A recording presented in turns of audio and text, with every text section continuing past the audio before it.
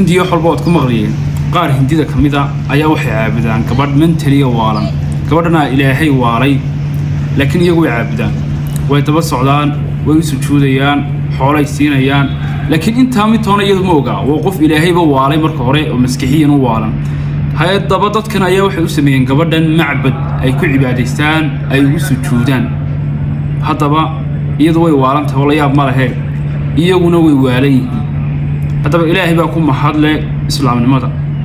daafaha dunida caalamka qaarba waxbay caabudaan qaarkood waxay caabudayaan gabadha waalan qaarkoodna imeeyeen bay caabudayeen sanna bay gacanta ku sameeyeen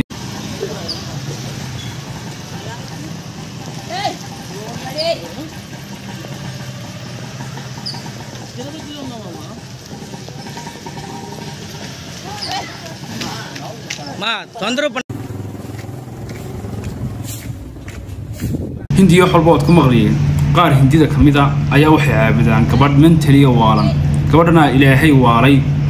laakiin iyagu way caabudaan way daba socdaan way u sujuudayaan xoolay siinayaan laakiin inta mid toona iyadu ma oga waa qof ilaahayba waalay marka hore oo maskixiyan u waalan hay'adaba dadkan ayaa waxay u sameeyeen gabadhan macbad ay ku cibaadaystaan ay ugu sujuudaan haddaba iyadu way waalantahay wala yaab ma lahayn iyaguna way waalan yihiin haddaba ilaahay baa ku mahadle islaamnimada daafaha dunida caalamka qaarba waxbay caabudaan qaarkood waxay caabudayaan gabadha waalan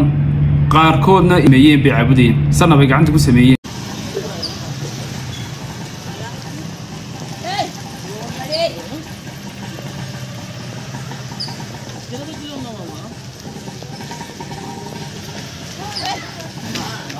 Ma, tondro